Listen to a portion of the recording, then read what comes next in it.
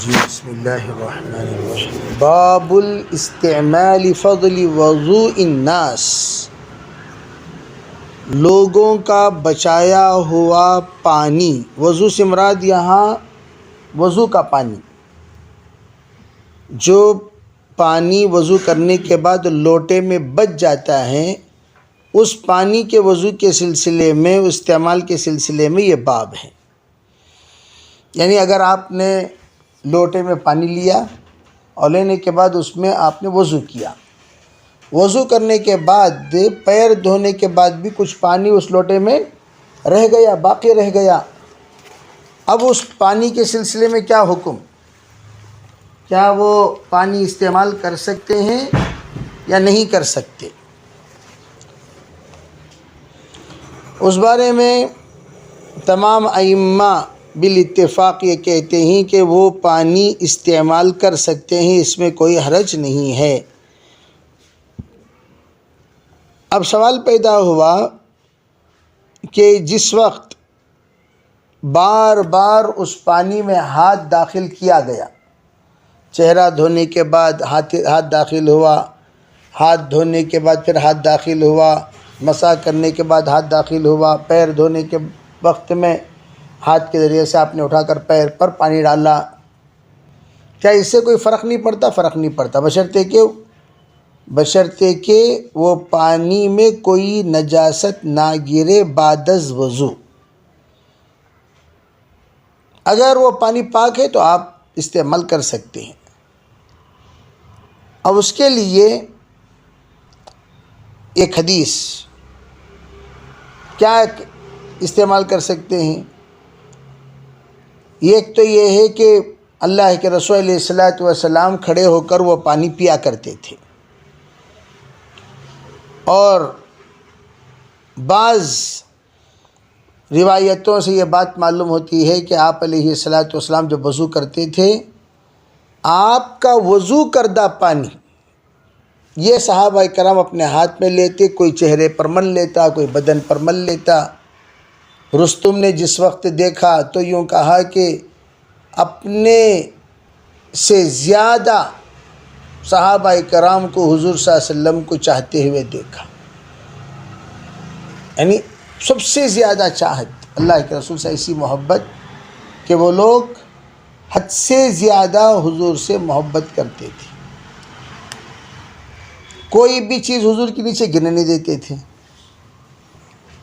اس کا ایک نمونہ یہاں ظاہر۔ اب یہاں اس واقعے سے یہ بات معلوم ہو، فضل سے مراد وضو سے ٹپکنے والا پانی، یہ دوسرا مراد ہے۔ ایک تو یہ ہے لوٹے میں بچا ہوا پانی، دوسرا مراد کیا ہے؟ وضو سے ٹپکنے والا پانی۔ علماء بالاتفاق یہ کہتے ہیں کہ وہ جو برکت والا پانی ہے وہ صرف حضور صلی اللہ علیہ وسلم کا ہوا کرتا تھا، دیگر لوگوں کا پانی وہ سب برکت والا پانی نہیں کہا جائے گا، اس لیے کہ آپ کے جسد اطہر سے جو چیز بھی مس ہو جائے اس کا مقام مرتبہ بڑھ جاتا ہے، قابل قدر ہو جاتا ہے، تو وہ اختصاص ہے اللہ کے رسول کی ذات اقدس کے ساتھ، اس لیے اس کو تعمیم نہیں کیا جائے گا۔ ہر شخص و ناقص کا وضو کا پانی کیا نہیں ہوگا؟ بابرکت والا نہیں ہوگا، بلکہ حضرت امام اعظم ابو حنیفہ رحمۃ اللہ علیہ تو اس کو ناپاک قرار دیتے تھے۔ جب آپ نے دیکھا کہ وضو کا پانی میں گناہ نظر آتا تھا تو حضرت فرماتے تو ناپاک پانی ہے، اس کو تو غلاظت کی طرح پھینک دینا چاہیے، جس طرح نجاست کو پھینک دیتے اس طرح سے اس پانی کو بھی پھینک دینا چاہیے۔ ایک بات تو یہ۔ دوسری بات، آپ علیہ الصلوۃ والسلام نے نظر کا توڑ کا جو علاج بتایا، وہ علاج یہی کہ وضو کرنے کے بعد جب پانی ایک جگہ پر جمع ہو جائے تو اس پانی کو نظر والے پر بہا دیا کریں، فوراً وہ شفا یاب ہو جائے گا۔ اور اس میں علماء کرام کی کچھ تفصیل ہے، بعد میں فرمایا جس نے نظر لگائے اسی کا پانی لے کر بہانا چاہیے، بعد میں فرمایا نہیں، جو بھی وضو کر کے وہ پانی کو بہایا تو وہ نظر سے بچ جائے گا، وہ انسان جس پر بہایا جاتا ہے۔ تو اسے معلوم ہوا کہ پانی ناپاک تو نہیں ہوتا، بہانے کی اجازت ہے، گنجائش ہے، پانی ناپاک قرار دینا مناسب نہیں ہے۔ بعض ائمہ یہ فرماتے ہیں کہ وضو علی الوضو، دیکھو ایک دو طرح کا وضو ہے، ایک ہے وضو فرض، ایک ہے وضو علی الوضو۔ وضو فرض سے ناپاکی ختم ہوتی ہے، یعنی اگر آپ کا وضو ٹوٹ گیا تو آپ نے وضو کیا تو ناپاکی اس سے ختم ہوتی ہے۔ وضو علی الوضو سے نورانیت بڑھتی ہے۔ ارے بات سمجھ، یعنی آپ کو وضو ہے، آپ پہلے ہی سے پاک ہیں، باوضو ہیں، پھر آپ اور ایک مرتبہ کیا کر رہے ہیں، اس پر وضو کر رہے ہیں، تو وہ وضو سے آپ کے اندر نورانیت بڑھتی ہے، اور بھی ثواب میں اضافہ ہوتا ہے، تقوی اور طہارت میں اضافہ ہوتا ہے۔ اسے وضو علی الوضو کہیں گے۔ تو وضو علی الوضو کا پانی ناپاک نہیں ہوتا، وضو علی الوضو کا پانی ناپاک نہیں ہوتا۔ صرف جو پانی ہوتا ہے وضو کا، جو نواقض کے بعد کیا جانے والا وضو جسے طہارت حاصل ہوتا ہے، وہ پانی البتہ ناپاک ہوتا ہے۔ ناپاک کے معنی مستعمل، اسے کیا کہیں گے، مستعمل۔ کیا اس مستعمل کو کہیں اور جگہ استعمال کر سکتے ہیں؟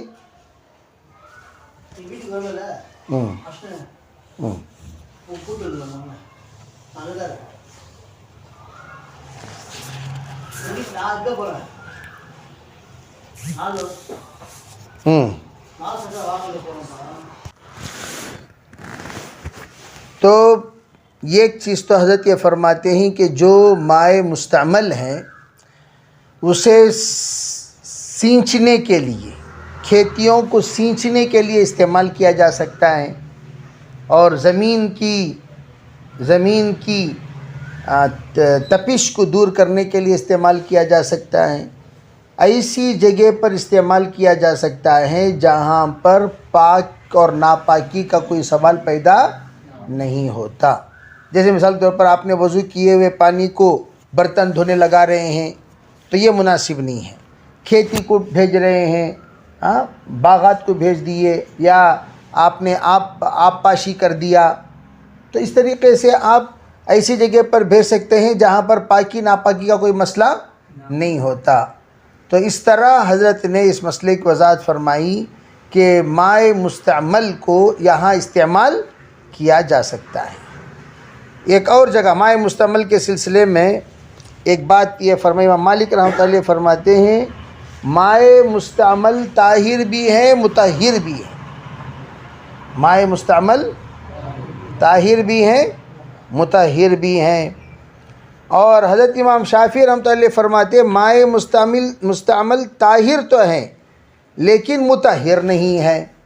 یہ بات ذہن نشین کر لینا چاہیے۔ امام مالک کے نزدیک مائع مستعمل طاہر بھی ہیں، مطہر بھی ہیں، یعنی پاک بھی ہے، پاک کرنے کی صلاحیت بھی رکھتا ہے۔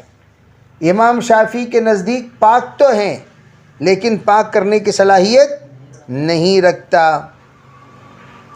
اور حنابلہ اور حنفیہ کا مفتہ بھی قول بھی یہی ہے کہ پاک تو ہے لیکن پاک کرنے کی صلاحیت نہیں رکھتا۔ تو اس بات پر حضرت نبی اکرم صلی اللہ علیہ وسلم کے دیگر جو کچھ احادیث ہیں ان احادیث کو انہوں نے پیش کیا۔ تو حضرت امام مالک کا کہنا یہ ہے کہ وَأَنزَلْنَا مِنَ السَّمَاءِ مَاءً طَهُورًا، تو حضرت فرماتے ہیں ہم نے آسمان سے پاک پانی نازل فرمایا۔ تو ہم یہ کہتے ہیں کہ ٹھیک ہے بھئی پاک پانی تو نازل ہوا، کون کہتا ہے پاک پانی نازل نہیں ہوا؟ ہر پانی جو بھی آسمان سے اترتا ہے وہ پاک ہی ہوتا ہے، لیکن جب انسان استعمال کر لیتا ہے تو انسان کے استعمال سے وہ پانی استعمال ہوا کہ نہیں ہوا؟ سب سے پہلی بات آپ نے وضو کیا، وضو کرنے سے آپ کو پاکی حاصل ہوئی، جب پاکی حاصل ہوئی تو آپ اس سے نماز پڑھ سکتے ہیں، آپ اسے تلاوت کر سکتے ہیں، آپ اس وضو کے ذریعے سے قرآن پاک چھو سکتے ہیں، ہے نا بھئی؟ تو آپ کی نجاست ختم ہوئی، طہارت حاصل ہوئی، تو آپ جب فائدہ اٹھا لیے تو وہ پانی یوزڈ ہو گیا، وہ پانی کیا ہو گیا؟ یوزڈ ہو گیا۔ جب پانی یوزڈ ہو گیا تو اب وہ دوسرے درجے میں چلا جائے گا۔ ہاں اب دیکھیے وہ پانی ان یوزڈ کب کہا جائے گا؟ ان یوزڈ کب کہا جائے گا؟ جب وہ پانی بہتا ہوا رہے، جب وہ پانی بہتا ہوا رہے۔ بہے گا تو کیا ہوگا؟ بہنے سے نجاستیں وہ نیچے چلی جاتی ہیں، پانی پاک اوپر چلا جاتا ہے۔ آپ عام طور پر دیکھیں گے کہ جب پانی بہنے لگے گا تو نجاستیں سب کیا ہو جائیں گی؟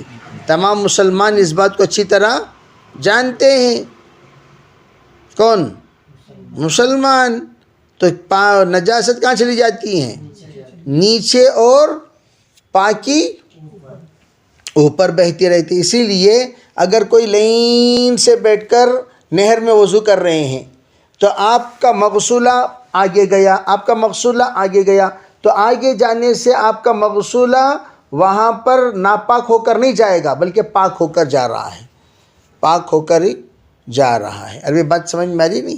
آپ لائن سے ایک بہتے ہوئے نالے میں آپ نے کیا کر رہے ہیں؟ بیٹھ کر وضو کر رہے ہیں، تو آپ کا مغسولہ جب آگے بڑھے گا تو وہ طاہر بھی رہے گا، مطہر بھی رہے گا، وہ ناپاک نہیں ہوگا۔ اسی طریقے سے مائع کثیر میں اگر کسی انسان نے مائع کثیر میں وضو کر دیا، وضو کر کے مائع کثیر ہی میں پانی ڈال دیا، تو اس پانی سے مائع کثیر ناپاک نہیں ہوتا۔ تو اس لیے علماء یہ فرماتے ہیں اصل بات یہ ہے کہ یہ حکمی طور پر ناپاک ہے، حقیقی طور پر ناپاک نہیں ہے۔ حکمی طور پر ناپاک، حقیقی طور پر ناپاک نہیں ہے، جس کا نتیجہ کیا ہے؟ جس کا نتیجہ کب حاصل ہوگا؟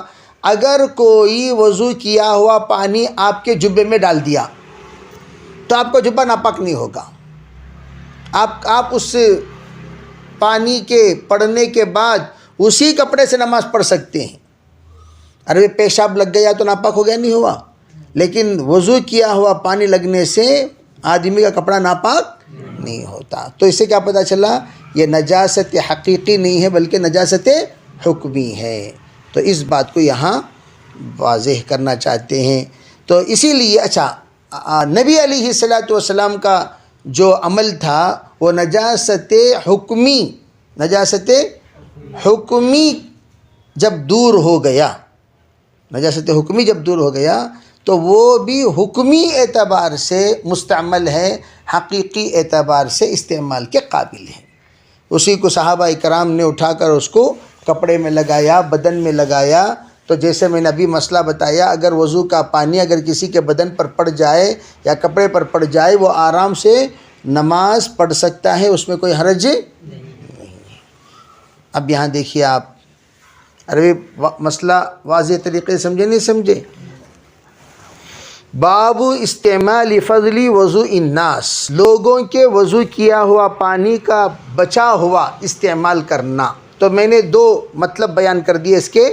بچے ہوئے کا دو مطلب ہوتا ہے، ایک لوٹے میں بچا ہوا، ایک وضو کرنے کے بعد نیچے جو ٹب ہے وہ ٹب میں بچا ہوا۔ امر جریر ابن عبداللہ، حضرت جریر حکم یہ دیا کرتے تھے، کیا؟ اپنے اہل و عیال کو، ان یتوضؤوا بفضل سواکہ، یعنی اپنے مسواک میں استعمال کیے ہوئے پانی سے وضو کر لیا کرے۔ اب آپ نے ایک لوٹا لا کر دیا مسواک کے لیے، آپ نے ایک لوٹا لا کر دیا کس کے لیے؟ مسواک۔ اب انہوں نے مسواک کرنے کے بعد لوٹے سے پانی ڈالا یا پانی کے اندر ہاتھ ڈالا، ڈال کر منہ کلی کر لیا، پھر اس کے بعد جو پانی بچا ہوا رہتا تھا لوٹے میں، حکم دیتے تھے اپنے اہل کو، بھائی یہ پانی وضو میں استعمال کر لو، پانی پاک ہے، یہ کہہ کر آپ حکم دیا کرتے تھے۔ کون؟ حضرت جریر ابن عبداللہ رضی اللہ تعالیٰ عنہ۔ آگے روایت ہے، آپ علیہ السلام ہمارے پاس ایک ظہر کے موقع پر تشریف لائے تو آپ کو وضو کرنے کے لیے پانی پیش کیا گیا، آپ نے وضو کیا، تمام لوگ آپ کا وضو کیا ہوا پانی اپنے ہاتھ میں لیا کرتے تھے اور اپنے بدن پر مل لیا کرتے تھے۔ آپ علیہ الصلوۃ والسلام نے اس کو منع نہیں فرمایا، آپ نے اس کو، علماء یہ فرماتے ہیں کہ آپ اگر یہ تبرک حاصل کرنا، جس کو ہم لوگ تبرک کہتے ہیں، تبرک اصل میں تبرک حاصل کرنا اگر منع ہوتا، حضور صحابہ کو فوراً منع کر دے، کیا کر رہے ہو بھائی، یہ کیا کر رہے ہو؟ برکت یا حضور برکت، حضور برکت، حضور برکت، ارے چہرہ دھونے برکت برکت برکت، ایک قطرہ نیچے گرنے نہیں دے برکت. جو ہنگامہ ہو رہا ہے حضور دیکھ رہے نہیں دیکھ رہے. اگر یہ چیز منع ہوتی تو سرکار دو عالم صلی اللہ علیہ وسلم فوراً منع کرتے. جب سرکار بال حلق کرتے تھے ہر بال اٹھا کر لوگ تقسیم کر لیا کرتے تھے، پورے صحابہ بال اٹھا کر تقسیم کر لیا کرتے تھے. ام سلمہ کہتے میں بھی ایک بال رکھتی تھی اپنے پاس، اور جب کوئی بیمار ہو جاتا نستشفی بہا، ہم اس بال کو پانی میں ہلا دیا کرتے تھے، وہ پانی پلا دیا کرتے تھے، وہ پانی پی لیتے تو شفا یاب ہو جاتی. کون سا بال؟ کس کا بال؟ منہ مبارک. سرکار دو عالم صلی اللہ علیہ وسلم کا بال مبارک کو اگر کوئی ہلا کر دے دیا کرتے تھے تو وہ پینے سے شفا یاب ہو جاتے تھے. تو آپ اندازہ لگائیے کتنے برکت کی چیز ہے. اگر وہ چیزیں کوئی شرک کی طرف نعوذ باللہ لے جانے والی چیزیں ہوتی تو سرکار پہلے منع کرتے نہیں کرتے. لیکن محبت، ادب میں، برکت میں، اس میں حاصل کرنے میں کوئی حرج نہیں ہے. تو بڑوں کی برکت، بڑوں کی دعائیں، بڑوں کے اعمال کی برکت، بڑوں کے خلوص نیت کی برکت، یہ سب بہت بڑی چیزیں ہیں جو انسان خرید نہیں سکتا، جو انسان خرید. اس لیے علماء فرماتے ہیں بعض لوگ یوں سمجھتے ہیں کہ ہم محنت کر رہے ہیں، ہم کما رہے ہیں، ہم جما رہے ہیں.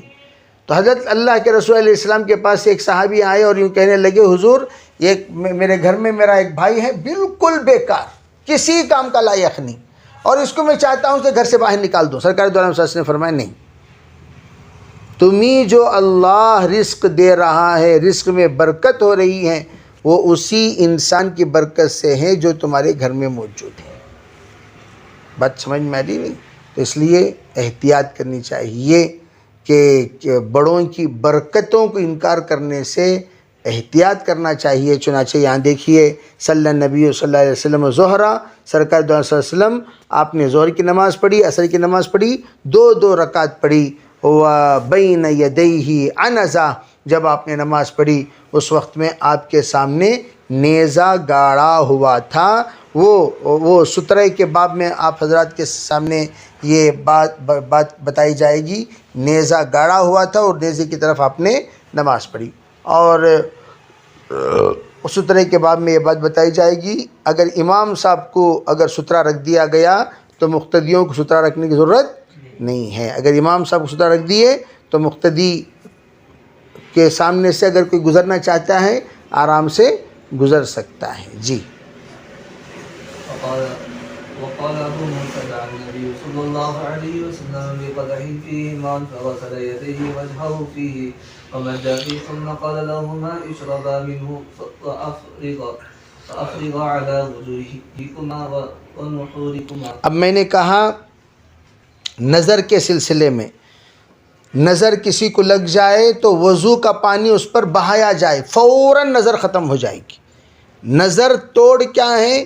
نظر توڑ یہ ہے وضو کرے اور وضو کر کے وضو کا پانی اس پر بہا دیا جائے، فوراً نظر ختم. چنانچہ یہاں دیکھیے حدیث پاک میں کیا آپ علیہ الصلوۃ والسلام نے دعا کی. یہ ایک برتن آپ نے دعا نبی، برتن آپ نے منگوایا بقدح مائن، پانی کا برتن، اور اس میں آپ نے اپنے دونوں ہاتھ دھویا، چہرہ دھویا. ومج فیہ ثم قال لہما اشربا منہ. آپ علیہ الصلوۃ والسلام نے اس پانی کو اپنے وہ جو برتن میں تھا وہ برتن کے پانی کو لیا اور لے کر آپ نے اپنا چہرہ بھی دھویا اور ہاتھ بھی دھویا اور اس مائع مستعمل کو آپ نے بہایا. مجہ اصل میں کہتے ہیں بہا دینا. کیا کر دینا؟ بہا دینا، بہایا آپ نے.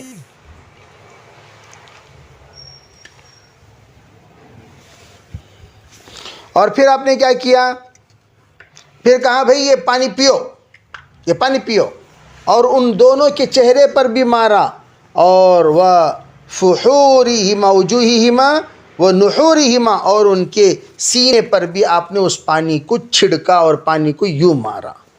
تو پتہ چلا کہ وضو کرنے کے بعد آپ علیہ الصلوۃ والسلام کا ایسا کرنا یہ نظر کو سحر کو دور کرنے والا عمل ہے، یہ عمل کر سکتے ہیں جی۔ وبه قال حدثنا علي بن عبد الله قال حدثنا يعقوب بن ابراهيم بن سعد قال حدثنا ابي عن صالح عن ابن شهاب قال اخبرني محمود بن ربيع وهو الذي مد رسول الله صلى الله عليه وسلم في وجهه وهو غلام من بئرهم. وقال عروة عن المسور وغيره يصدق كل واحد منهما صاحبه. وإذا توضأ النبي صلى الله عليه وسلم كادوا يقتتلون على وضوئه. فرمایا محمود ابن ربیع یہ وہی ہیں جن کے چہرے پر اللہ کے رسول علیہ الصلوۃ والسلام نے پانی مارا تھا، پانی آپ نے زور سے مارا چہرے پر، سینے پر، اور وہ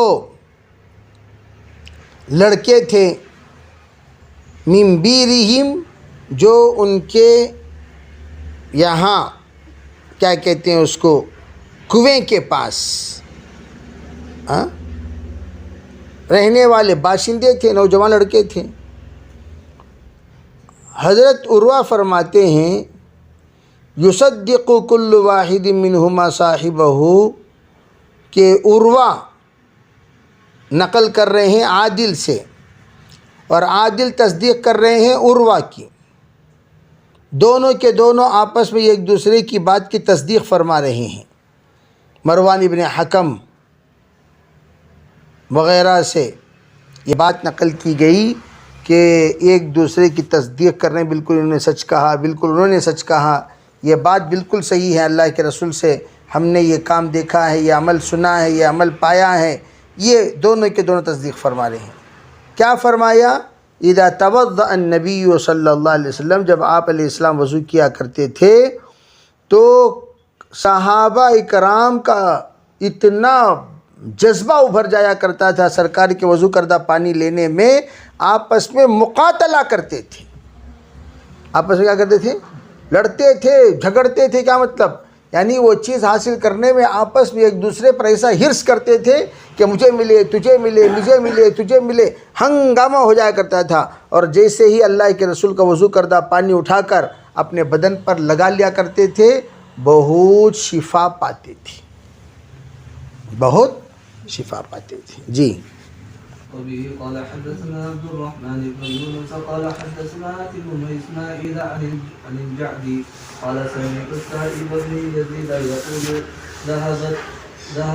ذهبت بقالت الى النبي صلى الله عليه وسلم فقالت يا رسول الله ان ابن اختي وقيع فمسح راسي ودعا لي وقع جی وقيع فمسح راسي ودعا لي بالبركة ثم توضأ فشربت من وضوئه ثم قمت خلف ظهره فنظرت إلى حاتم النبوة بين كتفيه مثل زر الحجلة. آپ علیہ الصلاۃ والسلام کے پاس حضرت سائب ابن یزید کی خالہ گئیں اور کہنے لگی حضور میری بیٹی، اس کو بے ہوشی طاری ہو گئی، بے ہوشی طاری ہو گئی اور اسے بہت تکلیف ہو رہی ہے۔ تو آپ علیہ الصلاۃ والسلام نے فمسح رأسی،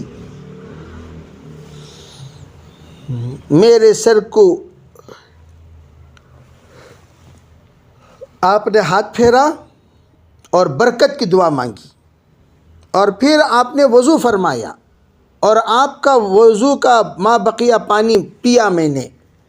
پھر میں کھڑی ہوئی آپ علیہ الصلاۃ والسلام کے پیچھے، میں کیا دیکھتی کہ اللہ کے رسول کی پیٹھ کے پیچھے ان کے دونوں مونڈے کے درمیان مہر نبوت موجود ہے جو گنڈی کی شکل میں تھی۔ اجلا یہ جو زرل حجلہ کہا جاتا ہے، حجلہ ایک پرندہ ہے، وہ پرندے کے انڈے کی شکل میں، وہ یعنی اس کو کبوتر بھی بعض لوگوں نے فرمایا کبوتر کے انڈے کی شکل میں میں نے پیچھے مہر نبوت دیکھی تو یہ پرندے کے انڈے کی شکل میں باریک قمیص ہے، قمیص کے اندر سے آپ کے وہ یہ نظر آیا مہر نبوت، جس کو میں نے اپنے آنکھوں سے دیدار کیا۔ تو آپ علیہ الصلوۃ والسلام اس وقت میں ایک باریک کپڑا پہنے ہوئے تھے، گھر میں موجود تھے۔ اس وقت میں انہوں نے آپ صلی اللہ علیہ وسلم کی اس مہر نبوت کی دیدار فرمائی۔ یہ بات سمجھ میں آ رہی نہیں؟ تو یہاں آ کر امام بخاری خالی بتانا یہ چاہتے ہیں کہ جس طرح یہاں وضو، دیکھو یہ سب کے سب وضو سے بچے ہوئے پانی کا ذکر تھا، لیکن میں نے بتایا اس میں لوٹے میں بچے ہوئے پانی کا بھی اسی میں اشارہ ہے، تو اس کو بابن لا کر لوٹے میں بچے ہوئے پانی کے پینے کا ذکر فرما دیا، تاکہ پتہ چلے کہ یہ باب میں وضو کا بچایا ہوا پانی بھی مراد ہے، وضو کیا ہوا پانی مراد ہے، اور لوٹے میں بچا ہوا پانی بھی مراد ہے۔ دونوں قابل قدر ہیں، قابل بابرکت ہیں، اور یہ آ کر قابل تقلید کام ہیں، اس لیے انہوں نے اس کو اشارہ فرما دیا۔